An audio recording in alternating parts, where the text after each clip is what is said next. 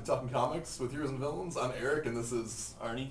And today we're extra burly because we're reviewing Infinite This is hurting my back. by Rob Liefeld and Robert Kirkman. And if you've ever read anything by Mr. Liefeld, you get that gag.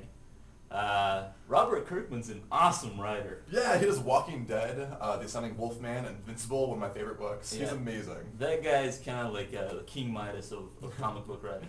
He's on a streak right now, yeah, for sure. Yeah, everything he writes is pure gold. Except for a couple of comics. Arnie is not a fan of Rob Liefeld. Let's review the book first. What's the book about?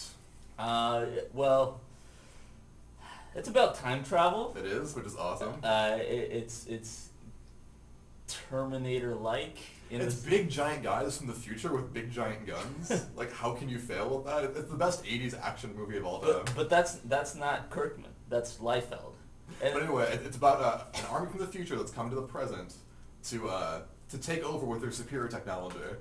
It's very much like an invading nation kind of deal on American soil, which is pretty interesting. it's Terminator if the machines had not been machines.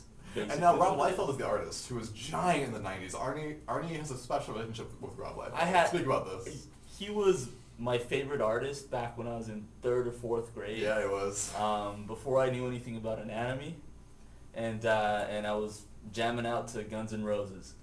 And the thing is that Rob Liefeld was the Axl Rose of the comic book world. He was a superstar. He had his own Levi's deal. He had a Levi's commercial. He was on the Dennis Miller show. He was, at age 14, he was drawing comics for a living, like making enough money to buy cars from drawing comics, which is amazing. And they looked awesome back then. He defined the 90s version of comics. Big giant guys and big giant girls and huge swords, huge guns, explosions every page. You grimace when you talk. There's no sitting down. You're always kinetic and standing. And Right, and everybody's jumping off the page, even when they're sitting still. very like Jack Kirby-esque sort of feeling, where there's no like calm moments ever. I wouldn't go that far, but I'm gonna go there. but sure, we can all dream. Anyway, Mr. Liefeld was also one of the founding members of Image Comics, and that seems to be this writer's particular downfall. Anytime Mr. Kirkman teams up It's not a downfall. It's loyalty. with an Image founding father, things seem to go awry. Image Comics happened in the 90s when a bunch of Marvel artists wanted to break off from the machine, from the giant corporate industry that is Marvel, Yeah. and start their own company, create their own characters, and kind of make their own mark on the world, which Liefeld initiated, if you read the back of this Yeah. page.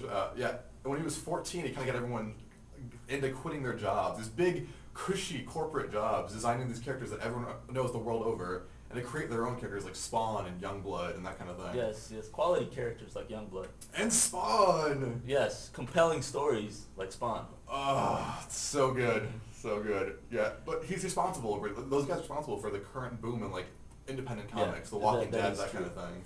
And to Rob Liefeld's credit, he created a lot of awesome characters when he was at Marvel. And now folks don't like Rob Liefeld, so why as an artist, Arnie, is that the case? As an artist, speaking for myself and a few other fellow artists, There's a legion of detractors Yeah. for Liefeld, so why is it this way? one is because he's seen as a lazy artist, and two is because he's seen as an untalented artist.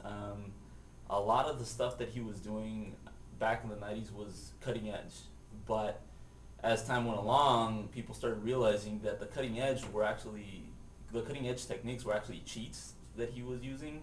For example, he never drew hands. Hands are hard to draw. What are you going to do? He always drew their characters. You put a gun in like front of this. that. It's way more compelling. Yes, that was the other problem, is that people were never holding anything. They had fists, and they had something else on top of their fists. But they never had their fingers wrapped around the gun. But see, I think that Mike Mignola is a very popular artist. He does Hellboy. I love the guy. I have Mike Mignola tattoos. Hey, Mike Mignola. But he likes to hide things in shadow. And no one gives him grief for that. I think the reason people don't like Liefeld is because he was giant in the 90s. And people kind of tend to hate a winner. He was 14 years old when he broke in, which made everyone jealous. And that's still the case in the current day. He's still producing work, and he loves comics. How can you hate a guy for trying to make people happy? I don't hate him. But like he has like really like No. Google Rob Liefeld, and you'll see like people that are like venomous about not liking him. He was giant, and now no one likes him. It's like In Sync. I think that's it. I think Everyone pretends they didn't like it back in the day. I think everybody, they're too cool for it. Everybody that liked him back then, like myself, we were in 3rd, 4th grade, and then we grew up and we found out, man, this guy really sucks. Like his anatomy's all wrong. But most people's chests were out to here.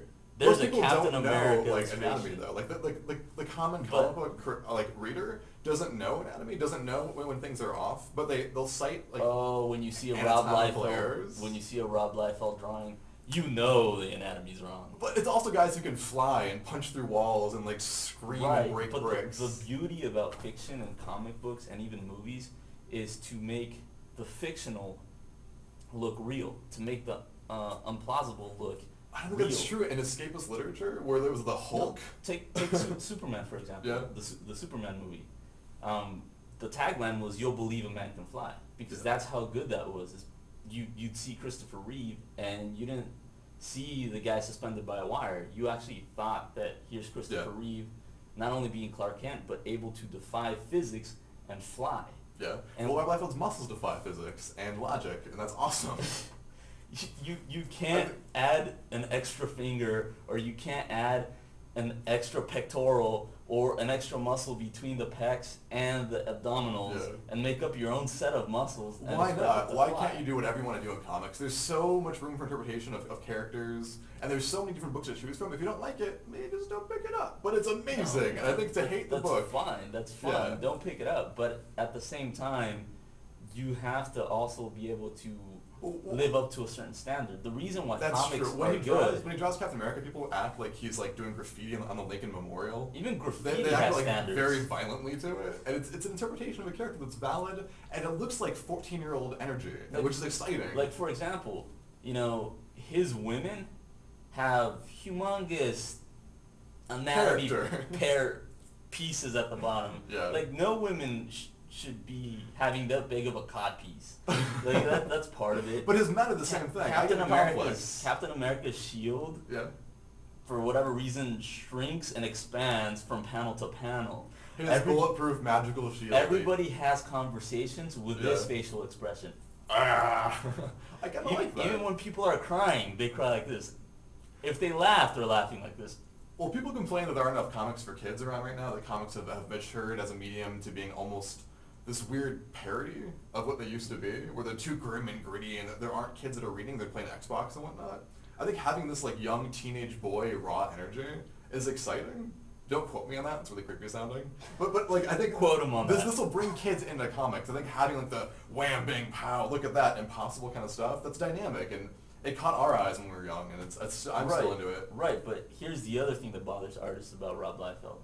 Every other artist from the 90s, every other artist that broke away from Marvel and formed Image has gotten substantially better from those days. Rob Liefeld has remained stagnant. And it's easy to say that as a bunch of guys who like aren't published by Image and like buying houses from comic book money. He has a giant career, and he should be respected for like he doesn't build missiles for a living, but he draws pretty pictures about superheroes, which is amazing. His giant career didn't necessarily come from quality; it came from marketing. If you remember back in the 90s... Marketing will sell a bad product once, though, and once you read that product, people kept buying it, and they've been buying it for 20 years. And that's what happened in the 90s with comics. He was partly responsible. Why is he still around? Because he made enough money from the boom in comics, from selling variant covers and holographic covers, and... But making money doesn't keep you in the limelight. There's a lot of guys... That's why he's not in the limelight. MC Hammer still has much money, and no one knows what he's doing right now. He's a preacher. Oh, really? Yeah. I like that you know it. Hey, we're done. There you go, man. Yeah, I think he's still getting work, he's still getting fans like me. But doesn't mean he's good. Him. Doesn't mean MC Hammer is good. Not everything has to be. It means they had a one-hit wonder and they would have made it's all art, that's all relative, and it's all giant You pets. have to have standards, man. I do, and it's just really good comics. My spirit is broken, Arnie. You've crushed me. I love Liefeld. I know. It's okay to like whatever you want, America. And like whatever you want. I liked Rob Liefeld before too, and like I said, I was in 3rd or 4th grade, and then I hit 5th and 6th, and I realized, wait a minute, men should not have breasts. Well, when I hit puberty, we'll do one more of these. We'll do a recap. But back to the Infinite, though. Yeah. Tell us a little bit about it and why it's so great. It's a great story, and it's a great like action comic. It's not a superhero book. It's a different genre than what people are used to in comics, and it's an invading force in the future coming to the present to take over, which I thought was really exciting and kind of a cool idea and a cool take on the superior technology of an overdeveloped nation coming to an underdeveloped nation and taking over. It's very much like any book you've read, like by Howard Zinn, where it's about like the tyranny of the super advanced society coming in and taking over this like well-meaning but not quite there yet society. Yeah. And it's really amazing, and it's happening on American soil, which is really ironic and like ripe for like political discussion. And you have all that like great intellectual background with this like 80s giant toaster gun comic book. 90s. Which But yes. 80s, 90s. It's like an 80s action movie and a 90s comic. Yeah. Yeah, it's the I can writing. see Stallone in it. It's like yeah, it's amazing. The writing is excellent. It smells like Axe body spray and just like drips adrenaline. If you tear it, monster will leak out. It's the most like macho manly comic I've read since like the early 90s.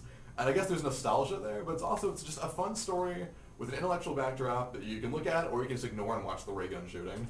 So I dig that. I think it's cool. So if you like the Expendables, this is the book for you. Or even like Iron Man the movie, where ostensibly it's a guy in a suit fighting dudes, but also it's about like maybe the idea of pacifism in a modern society and how hard that is. There's this like deep intellectual stuff you can tap into, or you can just watch the dude fight and stuff too. And I love that kind of literature. That's why I like comics. I like it if it's well drawn. Well, it's amazing. You be the judge, Tucson. You check it out and you let us know on the comment page here or at facebook.com/heroesandvillainstucson, and we'll show this guy what's up. So thanks for talking comics again. This has been the Heroes and Villains Talking Comics production. I'm Eric, and this is Arnie. And see you later. Ah! That's 11 minutes.